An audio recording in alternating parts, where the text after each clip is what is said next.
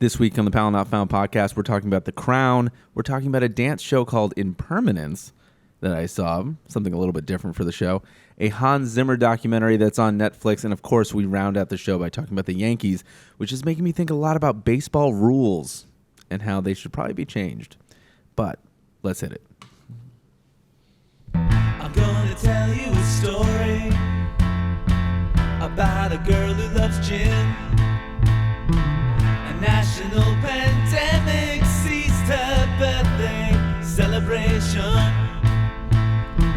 Although she knew it was coming, we tried not to tell her. She brewed some Irish breakfast till she knew her birthday was getting corona. It was like those. Hey, everybody, and welcome to the Powell Not Found Podcast, episode 17 for the week of April 28th.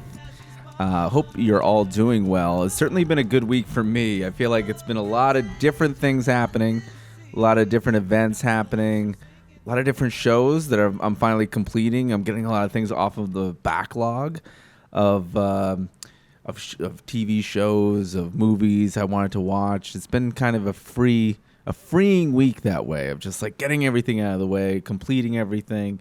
It's really kind of satisfied that completionist part of my brain this week. And hope everybody else is having a pretty good weekend. It's kind of gloomy weather out. It's like really, really foggy.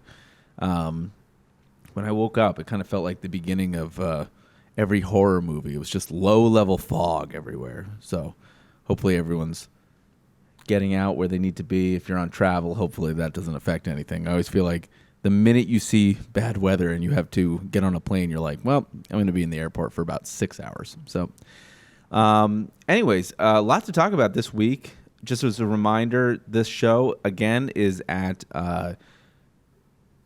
YouTube at Powell Not Found. You can find the video version of the podcast there. If you're listening on Apple Podcasts, you've already found it, so congratulations. You're done. Go ahead and leave us a review if you want, and hopefully that will put us up on the rankings for this sports show. Can you call it a sports show? I feel like we talk about movies. We talk really about whatever I want to talk about, so I feel like that's not a genre yet. But yeah, we're talking about all these different types of things, including last week we talked a little bit about Taylor Swift. This week we're talking about The Crown, and yeah, I mean, that kind of goes from beat to beat, right? That's just life, changing what we want to talk about. Anyways, let's get into it. The Crown. I finally finished The Crown. I know I'm about 4 months late to the party. People were talking about the ending of this award-winning show, and it was fantastic. I kind of didn't want this show to end. I never thought in a million years, when I started to watch this show, the first couple seasons, which was Claire Foy and Vanessa Kirby and playing the Queen and Margaret, respectively. I think Matt Smith played Prince Philip. I never thought in a million years I would be into this show. I'm generally not a person who's into anything royal family-esque. I find the whole thing to be quite boring and quite just celebrating celebrity a little bit too much. I just find the whole thing indulgent, really. And so when people started talking about the show, 7 years ago, whenever the full thing came out, I was very, very skeptical. I actually heard from people who I kind of really respect their television picks, right? That, you should start watching the show. And I started it in the pandemic, which was probably, middle pandemic in 2020, and just got hooked immediately and started understanding more of what The Crown was about. And I liked the whole period piece-esqueness of the first season because it was kind of set in the, mid 40s, and seeing this show evolve over season, and seeing it go from a period piece to something a little bit more modern, as we're seeing right now on the video version of the podcast at YouTube. It was interesting to see that evolution of seeing it just become modernized, right? Like seeing the queen become a regular person as opposed to a person who's dealing with things like World War II and her father, and dealing with the culture of the 50s, and seeing her deal with the culture of the here and now. Of course, season 6 does not go all the way up to modern times. The creator of the show was actually pretty adamant in I forget his name. I was going to go get his name before that. I could probably look that up. But he was adamant that they were not going to go all the way to current times, right? And they didn't. They kind of stopped about like 15 years-ish short of the rest of her reign, until she reigned until 95, 96, however old she was when she finally passed. The show itself is a great show. I recommend it to anybody who wants to know more about The Crown, how realistic it is, and how many creative liberties they've taken.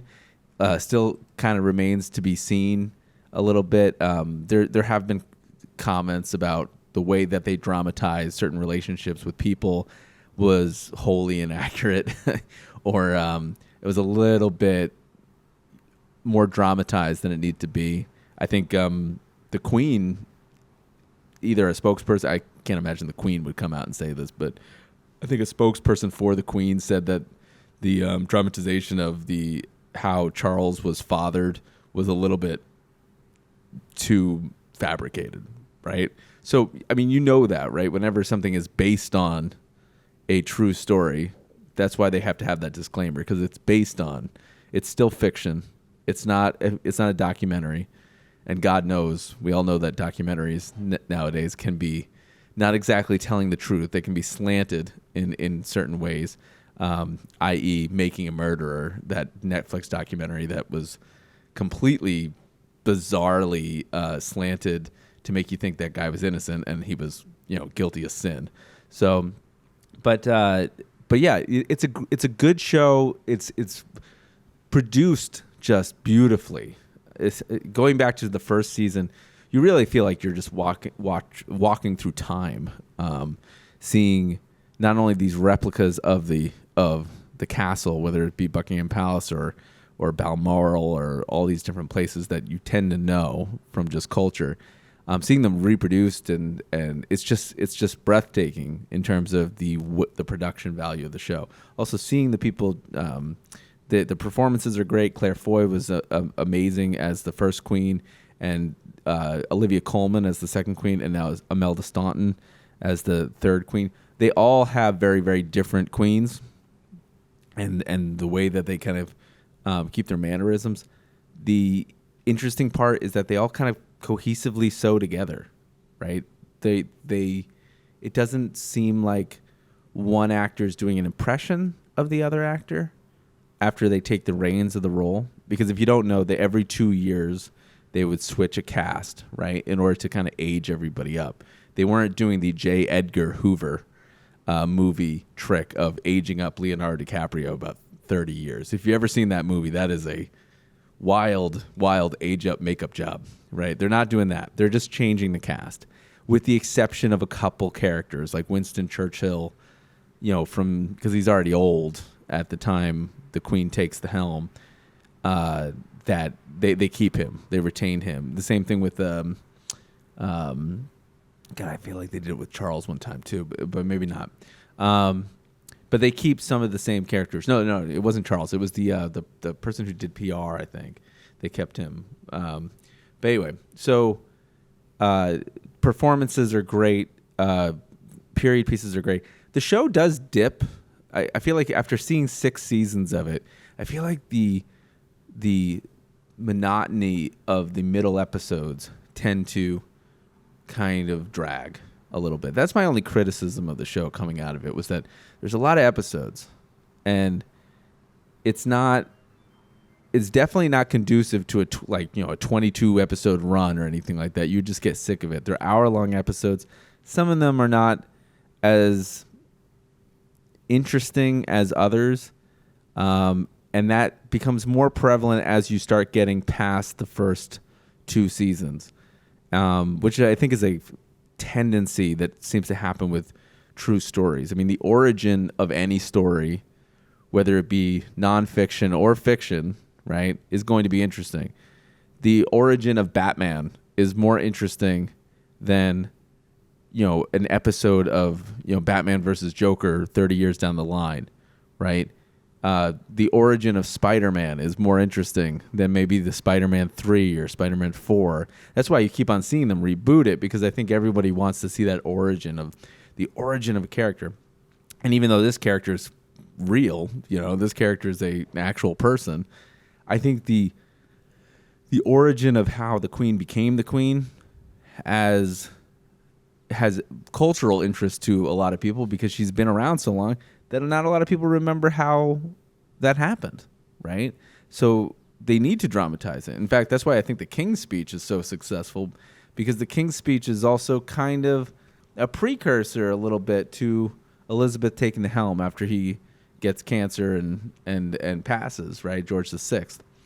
So I think there's a little bit of interest just there that's going to bolster that first 2 seasons. And as you get into the middle parts of it, there are just episodes that just tend to drag.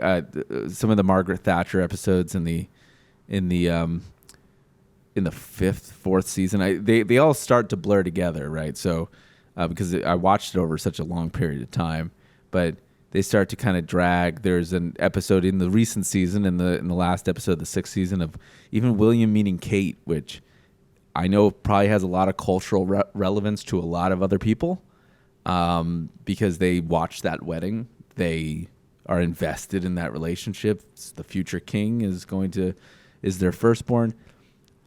But to me, didn't really move the needle. At the end of the day, this thing is about the Queen, right? And seeing some narrative that was basically, all tied in a bow in about 45 minutes. It wasn't exactly like a long narrative string that was going throughout the show, with the exception of them trying to show that the Queen and William had a relationship. It wasn't exactly that relevant. So you kind of felt like you were sitting through filler episodes a couple of times. And that's my really only criticism of the show. Other than that, I think they do a really good job making you believe not only that the characters are who they say they are, right? Whether young, middle-aged, or old versions of them. But they do a great job, too, of breaking the illusion of reality when they need to drive home a point, or they need to drive the emotional stakes up higher, right? And what I mean by that is that the Queen herself, right, is not exactly the most emotive character, right, in her long 70-year plus reign, right? She wasn't exactly the most emotive person, right?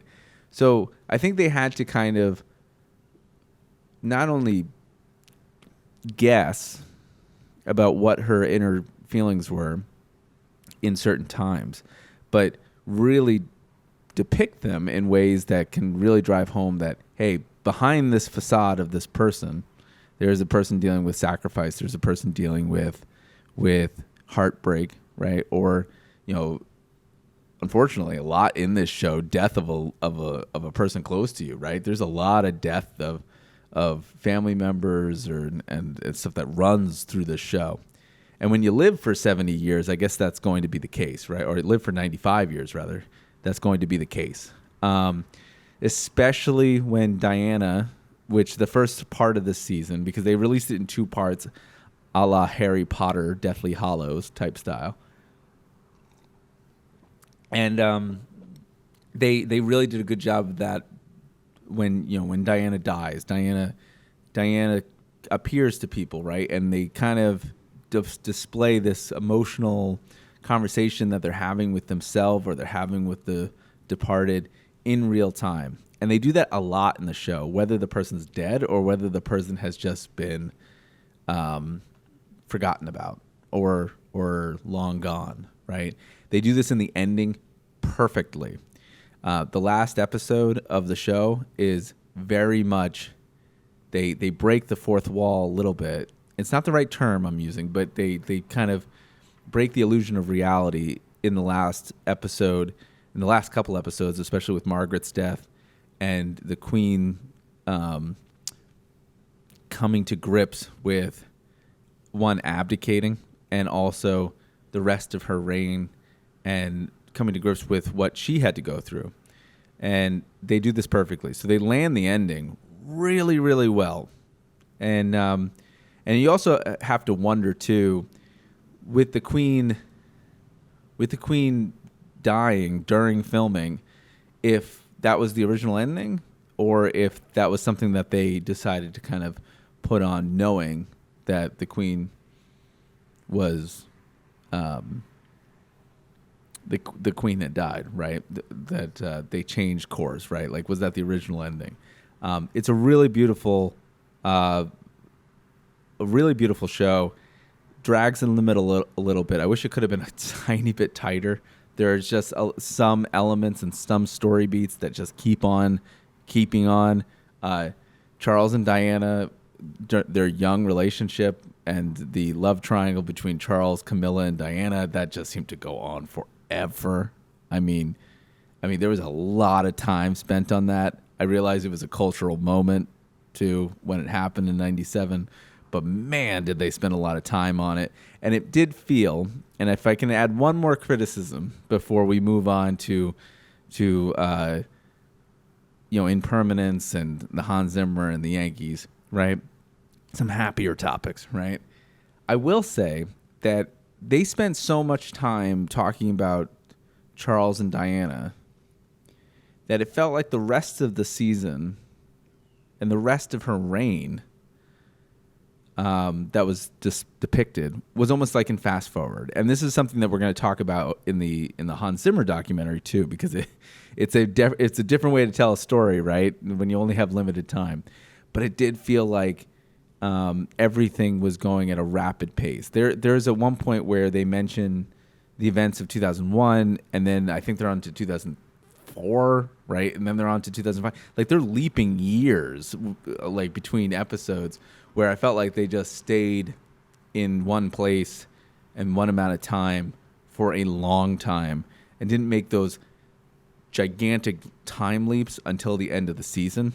But I could be wrong, because they did, in 6 seasons, they did cover 90 years. So it just felt like a little bit of the end was rushed. I also did hear when this was coming out, because obviously this is not on the top of the cultural zeitgeist right now. This is about 4 months late, so I apologize. But I wonder if they will come back and do another rebooted cast, another 2 seasons. They said, the creator did say that they wanted to end it there. They didn't want to go all the way up to current times, but you have to wonder if they're going to wait 10 years and then do it again and cover the rest of time, because so many things have happened in the royal family since, right? With that said, even if they do pick this up in about 15 years, you do wonder whether the time in between them setting a project down like this and them trying to reboot it would affect the way that the show is, right? I would imagine that because they know that they were renewed for 6 seasons, or they were going to about 6 seasons, that was the plan. If you put something down for about 10 years and then you have a whole new production crew, will it be the same show, right? I'm thinking in my mind like Arrested Development.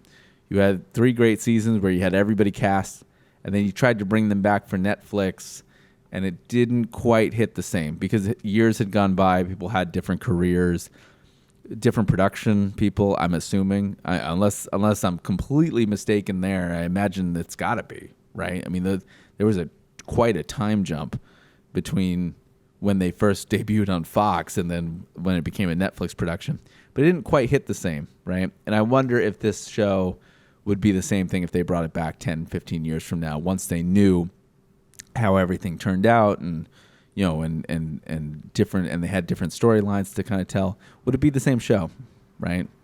Once you have something like up and running, it's really, really easy to stop. The problem is it's really, really hard to rev it back up again after time has passed and people have moved on from the actual project. To get that investment back is really, really, really difficult. So I wonder about that. But for now, let's take a quick break. And when we come back, we will talk about Impermanence, a dance show, and how I think I'm doing dance shows completely wrong, seeing them. And we'll talk about the Hans Zimmer documentary, The Hollywood Rebel, which was from 2022. And we'll wrap up with a little bit of New York Yankees talk because, of course, this is a sports podcast, right? This is a sports podcast that talks about the Crown. Totally makes sense. Let's take a quick break.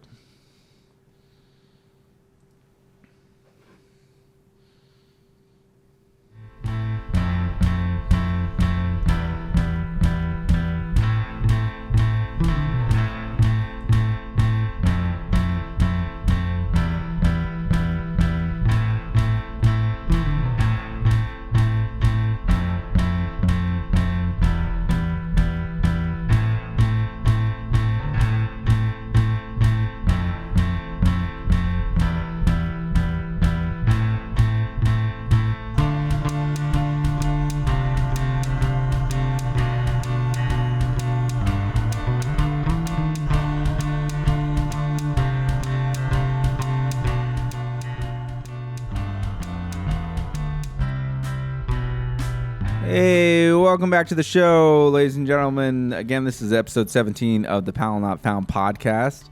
Thank you guys for listening to the show. This past weekend, on Friday night, I was able to kind of go to the Kennedy Center and see a dance show for the first time in a long time. I had gone to two, so basically a connoisseur of dance shows in my past. But I always wanted to kind of try them.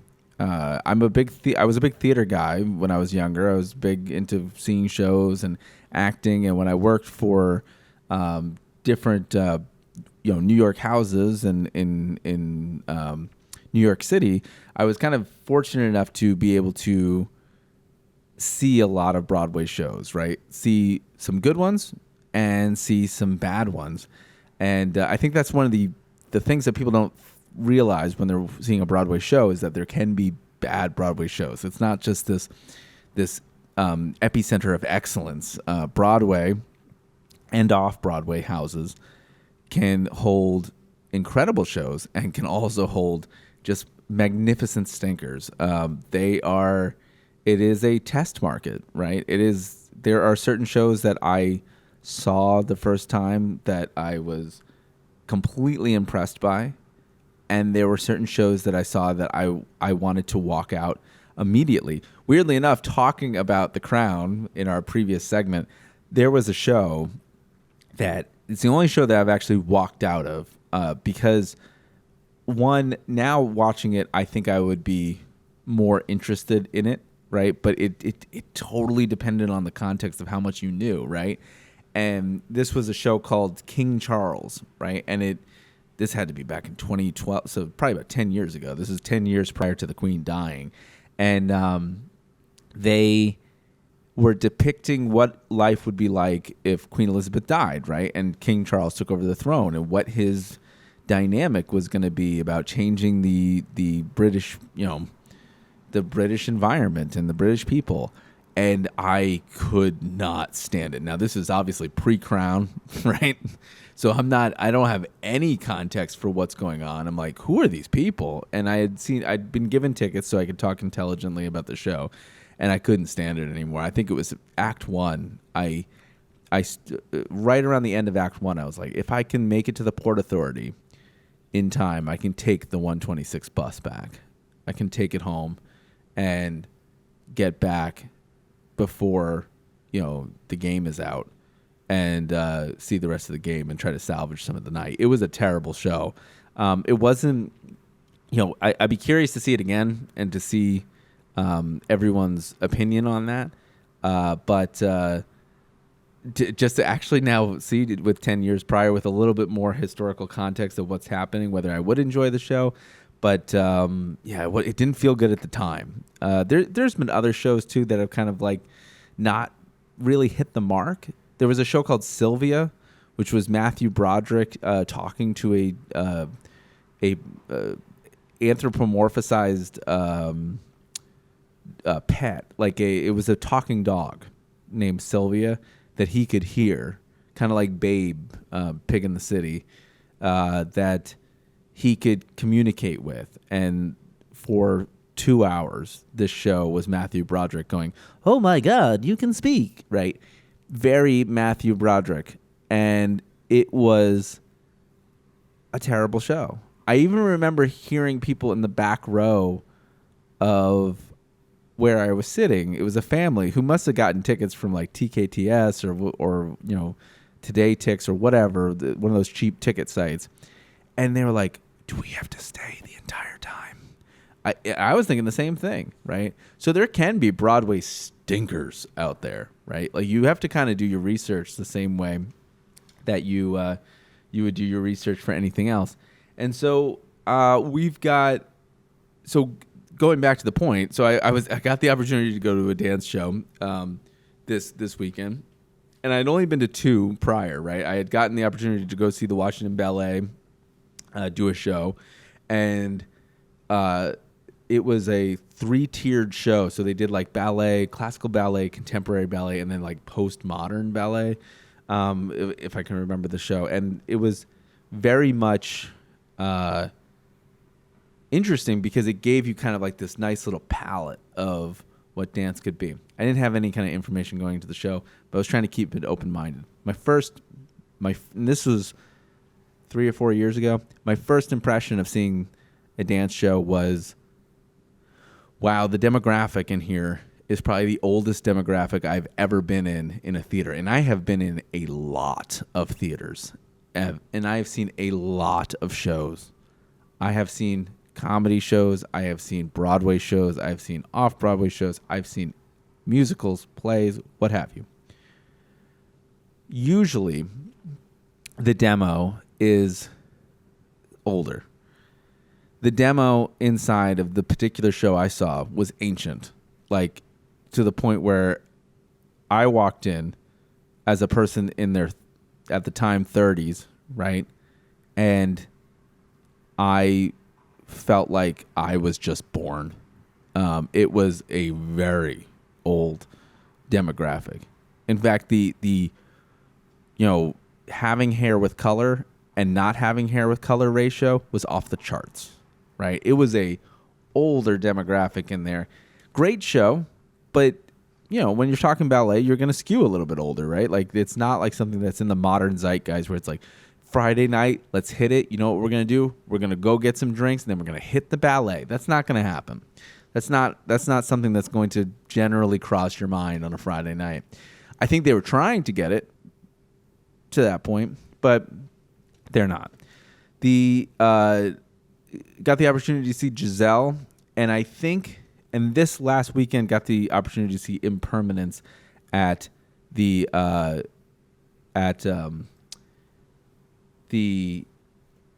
Kennedy Center. And one of the things I realized was that when you're seeing a dance show, unlike a musical, unlike a play, where you're going to pick up the story, it reminded me of when I had the opportunity to go see the opera at Lincoln Center in New York City.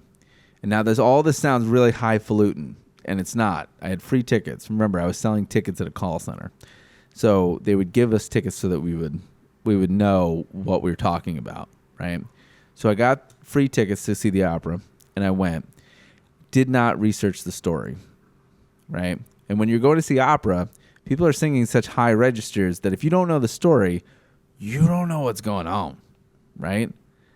The same thing I think is true with Giselle, right? Or now Impermanence, that you should probably do some research about what is happening, right? Because if you're going to go into it blind, right, you got to either be prepared to open your mind a little bit or or really take it in. Now, I will say the positives coming out of it, right, is that I didn't know what was going on, and that kind of probably helped fuel a little bit of the, oh my God, I hope this is one act feeling that I was getting.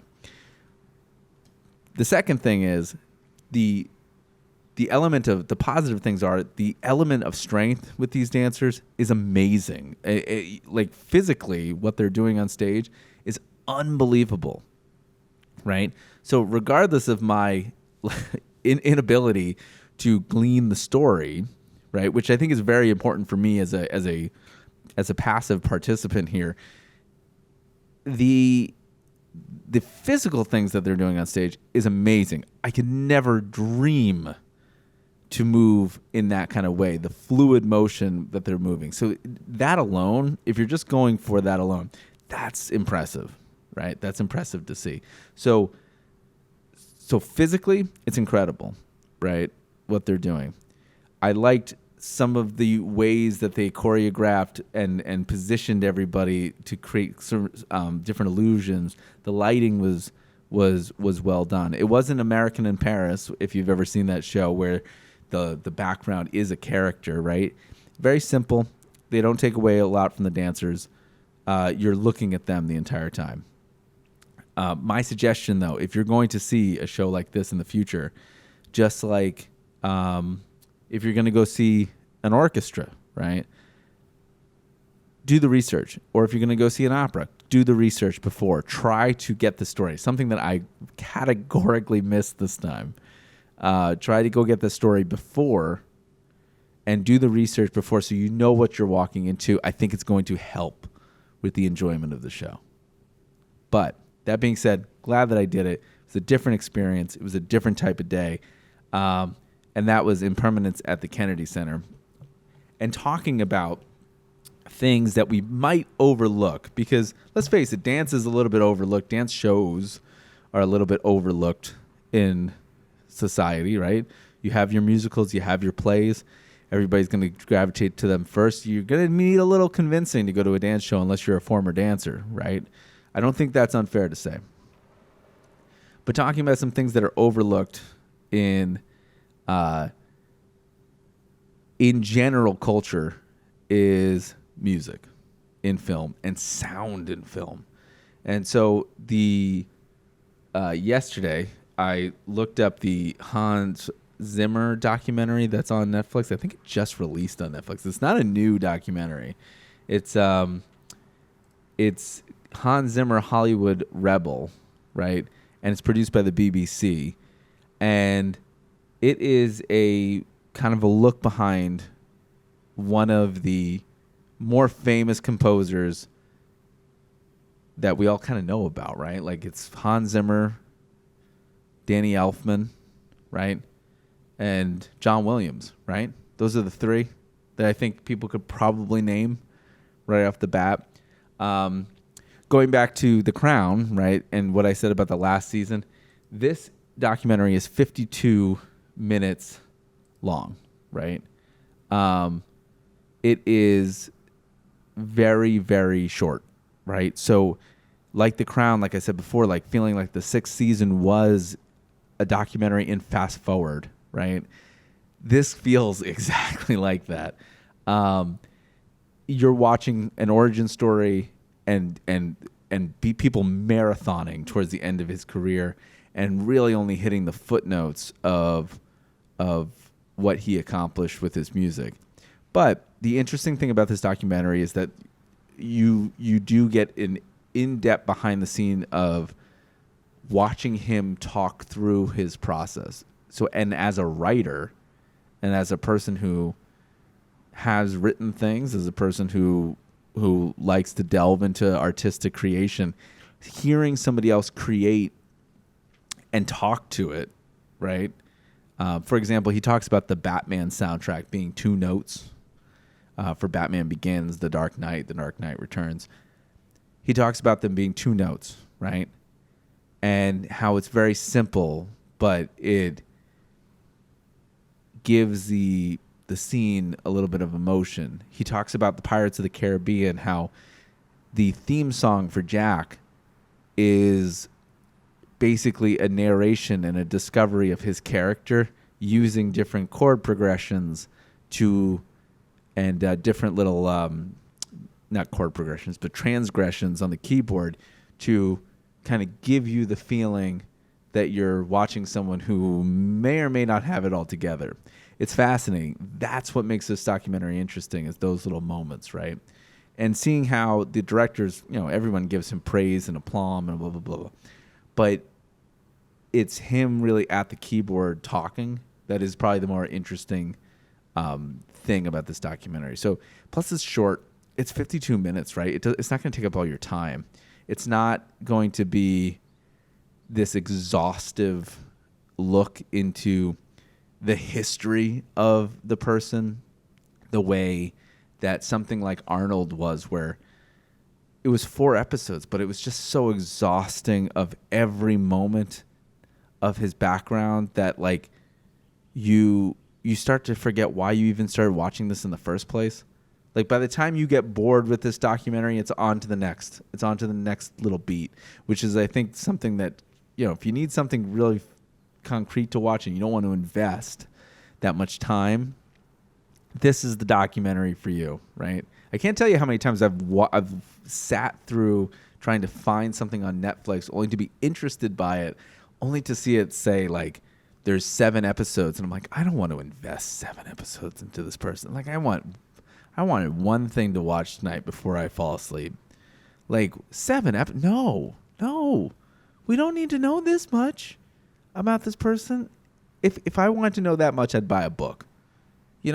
Like tighten it up, people. Tighten up these documentaries. Tighten up these series. They don't need to be that long, right? Some of the greatest television and film have filler episodes. Breaking Bad famously has the Fly episode, right? The Office has Scott's Tots, which seems like a total digression from the show. Hell, The Office even towards the end has a spin-off for Dwight, which is like a complete filler episode. It's like a test episode for a new series. Tighten it up. I can't invest this much time in media. You know what I mean? I have a media podcast, but I can't spend this much time with media. So that's why 52 minutes seemed like the perfect amount. It was like a BBC episode about him. It kind of goes places. It's really cool to hear. One, it's surprising how much stuff he's done too that like you've listened to that you might not immediately associate with him, and but especially even recently with Dune, which is something I still have to see. Everyone's been talking about Dune. That he recently just won an Oscar for. So go check out that documentary. It's really, really interesting. It's really, really quick, and it's short, it's sweet, it's to the point, and the more documentaries that have like an actual creative talking about their process like it's a master class, I think the more interesting those things can get. It's great having people talk about someone with high praise, but it's really interesting to kind of go inside that creative process and see what they're thinking. That's really the more compelling bit. Anyways, let's take a quick break. We'll talk a little bit about Jackson Holliday too, who was recently optioned back to AAA, and we'll talk about the Yankees and position players pitching as we'll wrap up this episode. So let's take a quick break. Be right back.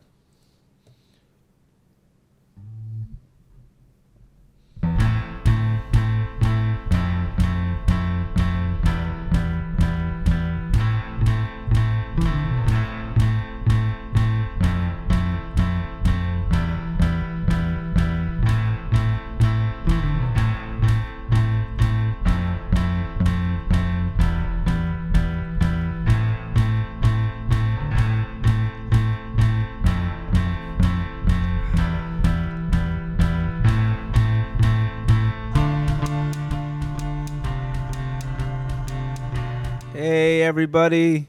How's it going? And welcome back to the podcast. Again, this is episode 17 of the Powell Not Found Podcast, located on YouTube and Apple Podcasts. And If you have any questions for the show, you can send them into powellnotfound@gmail.com, and we'll go ahead and see if we can try to answer any questions that people might have or comments and blah, blah, blah, improvements on the show. Nice questions and only for the show. And let's see if we can get that going. Let's see if we can get some interaction. Again, we also have a TikTok page, an Instagram page, a Twitter account, and an Instagram is at Powell Not Found Podcast, and the rest is at Powell Not Found. So go ahead and follow there if you want to see all the shorts and stuff that we're creating from the show and all of that good stuff. Really quickly, because I know the show is now at the 40-minute mark, I want to talk about a couple different things. Last night, the Yankees routed the Brewers after kind of blowing the first game in the series and 7-6 with their bullpen just kind of imploding at the end. A new guy, Michael Tonkin, came in and gave up a couple runs, and the Brewers walked it off, right, on what was actually a pretty decently good offensive game from the Yankees. The Yankees must have taken note because last night, what was the final score? 11-1, 13-1? It was crazy. It was, Aaron Judge went deep on a 2-run bomb. 15-3. Yeah, it was out of hand. I think it was 11-1 when I mentally clocked out saying, I don't need to watch this game anymore, which was kind of a nice feeling to have. You had Verdugo with a nice 3-run home run, Judge with a 2-run shot, Giancarlo Stanton with a home run during garbage time.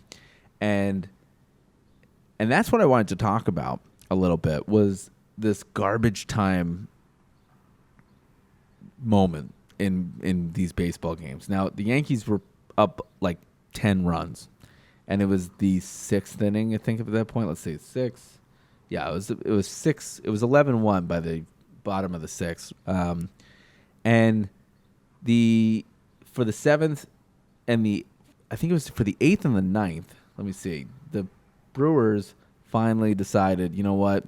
We're going to put in our second baseman, Miller, and he's going to pitch for 2 innings. He went 2 innings, 4 earned runs, 5 hits, which honestly, for a guy throwing 56 miles per hour, is actually a pretty good stat line for the night. And giving up a 2-run shot to Giancarlo Stanton. Now, there are new rules in Major League Baseball that prevent teams from doing this earlier because it was so prevalent when you would have these blowout games of teams going for 4 innings, putting in their second baseman. The Yankees last year, how many times did they put in Isaiah Kiner-Falefa to pitch, right? It was getting to be bad. I mean, when Pujols before he was retired, right, he went in to pitch a blowout game. The Yankees, in this own game, the Yankees put in Jose Trevino, their catcher, for the last inning, and he went 1 inning, 2 hits, 2 earned runs, right? So Trevino has to deal with his 18 ERA for the rest of the season now, unless he gets some more garbage time. This is not fun baseball to watch. It's not fun baseball to watch. It was a novelty when I was a kid, when it would happen once every blue moon, when you'd see Ichiro come in and try to throw some, right? When you see somebody throw a knuckleball or something like that, try to beat Tim Wakefield. It was interesting when it didn't happen all the time. It's happening now for people to save bullpen arms, and partly Major League Baseball knows it has to stop because they put in rules that you have to be up by 6 runs or so. It has to be later than X inning. It can't be prevalent. I would propose to baseball that if you want your games to go longer, to go shorter, you should outlaw this in general, unless they've run out of bullpen pieces, because it makes the game drag, right? It was the 8th inning. It was the 8th inning, and we had 6 earned runs. We had 6 earned runs given up by both teams combined collectively, right? And so it didn't stop the offensive charge, right? It made the game even worse. But if you're going to concede, if you're going to openly concede, then have the game end, right? Have the game end by the 7th inning. If they're going to concede and throw in somebody for 2 innings for the 8th and the 9th, that is no longer a pitcher, then you're no longer playing the game. You've given up, right? They're not going to do that. They're not going. Baseball parks are not going to let them do that. The Players Association is not going to let them do that, right? They're not going to say, "Hey, we're going to give up this game after 7 because it's a blowout," like Little League rules, right? They only did that 7-inning game in doubleheaders because of COVID precautions, and even that was kind of like a little bit bogus,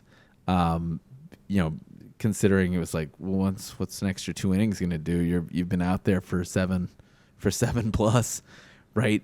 Like, so they're not going to end the games early. They're also not going to cut off sales of concessions and stuff, things that they can get people in, they can get people's money for extra 2 innings, buying hats, jerseys, what have you. But they got to stop this. It's no longer fun. It's like to see somebody chuck up 56 miles per hour. It pads everyone's stats. So, like, I'm glad Giancarlo Stanton got a home run, but it's not like he pulled like a 97 mile per hour fastball into the bleachers and can be dependent on to carry the offense. Like, who cares? The game's already won, right? It also makes batters look bad too. I mean, there's going to be 27 outs, right? But like at the same time, you had who was it? Grisham went over 2 against like 2 balls that were about 56 miles per hour. That can't mentally make you feel good. So I just think it's a no-win situation for baseball to keep endorsing teams conceding all the time.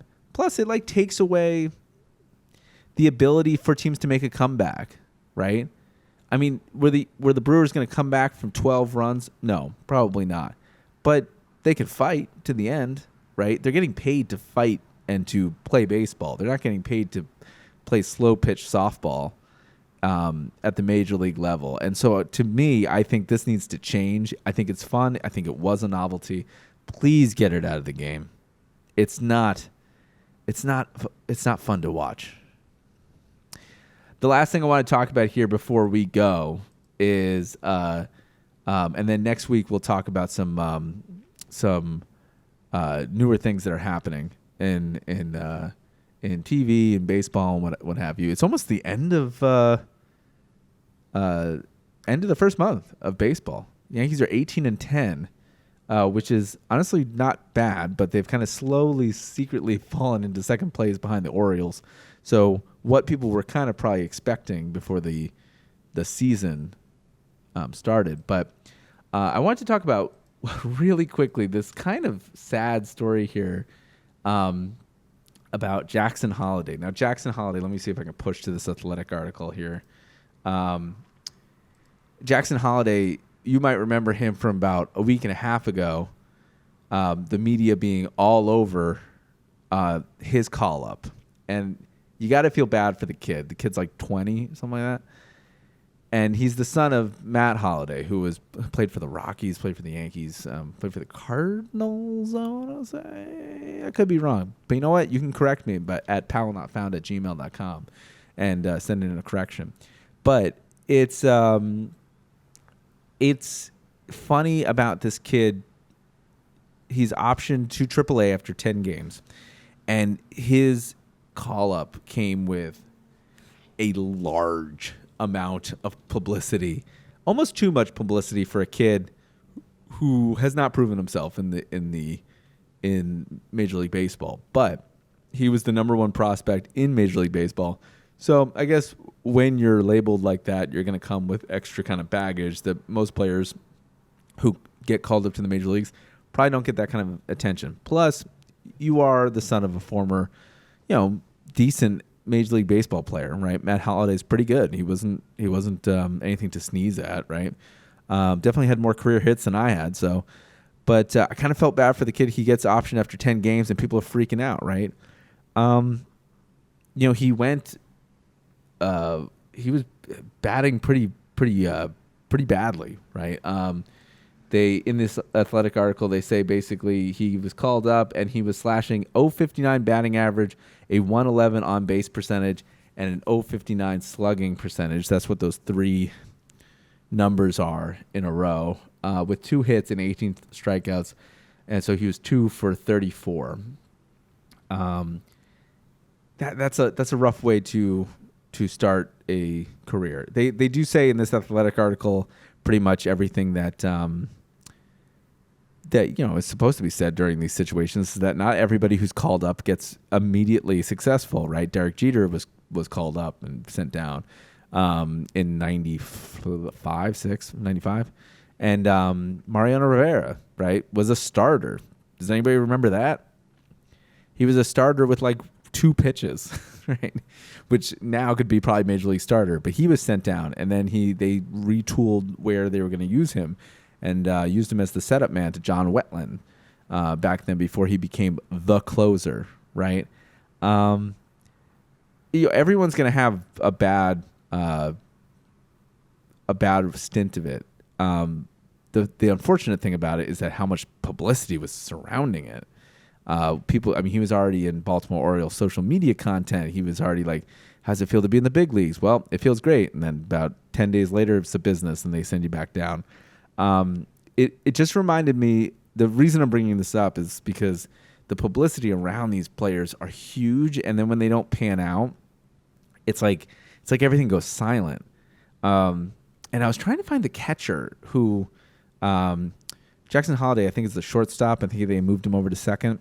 And because I want to get this right, because I'm not that familiar with Baltimore, but Gunnar Henderson, right, is the shortstop for the Baltimore Orioles, so they already have one, so they moved him over to second. But there was a catcher, I think it was Matt Wieters, right, that came up, and the hype around him was huge, right? And it must have been 2009, because I was like, has it been that long? Was it Matt Wieters? That I remember when they said Matt Wieters was going to change the franchise of the Baltimore Orioles, right? And essentially it kind of helped a little bit. I mean, the Orioles were in the playoffs in like 2016, right? But they said he was going to change the franchise, essentially marketing him as like the next Cal Ripkins, if I'm getting this right. And I remember Masson at one point, they were broadcasting his first career home run. And somebody said that Matt Wieters, whoever collected that first home run, should hold on to that ball because Matt Wieters is going to be somebody, right? A total exaggeration. I mean, guy had a pretty fair baseball career, but it wasn't exactly like they were holding on to Barry Bonds' first ball. And that's what I'm talking about, where it's like they may have just pumped up this kid, Jackson Holliday, to something that he could never, ever, ever attain. I mean, the way that they were talking about him, if he was batting 800, like batting average, a 900 on base, and 1,000, like okay, all the hype was vindicated. But if the guy dips below 300, if he dips below 250, he was going to get criticized. He was going to get optioned in general, because they have those options to move and roster manipulation, and they don't want him to, obviously, too, and they mentioned this in the article, they don't want him to completely burn out from not hitting, and all of a sudden you're dealing with a mental issue. So they go back down, right? But maybe the next time they call him up, maybe don't throw him a ticker tape parade, and maybe let the kid play before you start making him out to be Cal Ripken, before you start making him out to be Barry Bonds. Like, just let him play. Leave him alone. The kid's 20 years old. It's hard enough probably getting to the big leagues, even with a connection like Matt Holliday being his father. Just leave the kid alone.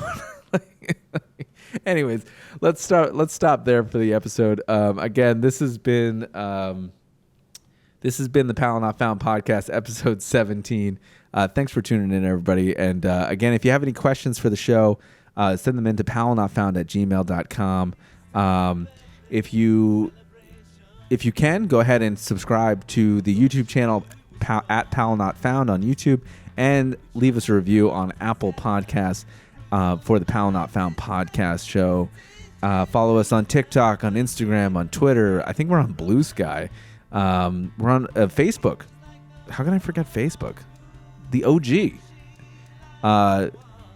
Go ahead and follow us on all those platforms, and we'll see you next week with episode 18, because that's how numbers work. Next week. See you later, guys. Bye. They'll stop us from singing today. 1, 2